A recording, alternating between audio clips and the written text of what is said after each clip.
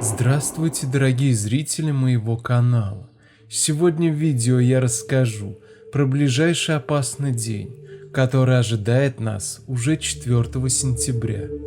4 число обещает быть довольно неблагоприятным днем. Перемещение Марса в знак Рака сулит нам серьезные неприятности. Неудивительно, в этом знаке Марс проявляет свои самые разрушительные качества. Начало этого периода может оказаться тяжелым для амбициозных личностей, так как они могут потерять вдохновение. Под влиянием Марса мы можем лишиться стремления к самосовершенствованию. Поэтому в ближайшие 2 месяца выживут только те, кто сможет сохранить в себе огонь вопреки препятствиям и унынию. Марс, пересекая знак Рака, вызывает волнение в его спокойных водах, нарушая устоявшийся порядок. Это словно приход незнакомца, как неожиданно гость в доме. Даже если он ничего плохого не делает, все равно вызывает дискомфорт. Марс здесь как бы намеренно создает сложности, требующие немедленного вмешательства. В лучшем случае это просто появление гостей. В худшем — скандалы, поломки техники, авария с водопроводом, возгорание.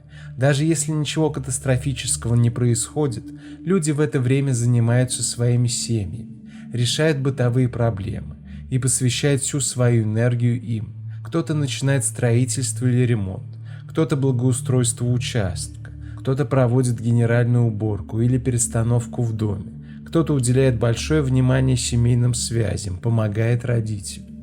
Работодателям в это время часто приходится сталкиваться с просьбами сотрудников о выходных или дополнительном отпуске, объясняя это необходимостью решить свои бытовые проблемы. Охранные службы также в это время не сидят без дела.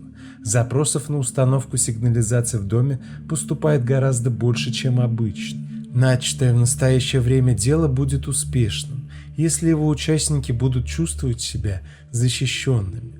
Оно будет развиваться плавно и постепенно, и в конечном итоге конкуренты увидят устойчивое предприятие, которое уже укоренилось настолько крепко, что им придется уступить. Конечно, один лишь Марс в Раке не является гарантом стабильности, но все предпосылки для этого имеются.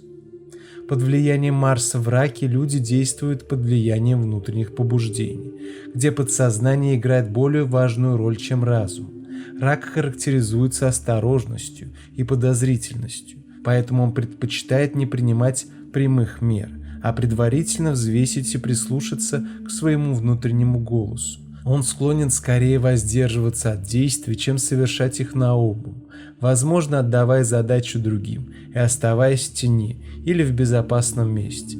Это следует учитывать тем, кто ожидает мгновенной реакции. В это время людей сложнее мотивировать на подвиги или привлечь яркой рекламой. Они предпочтут уединение дома или уютное место, где можно спокойно провести время. Энергия Марса часто усиливает такие явления, как национализм и религиозный фанатизм, спровоцировав тем самым напряженную атмосферу в обществе.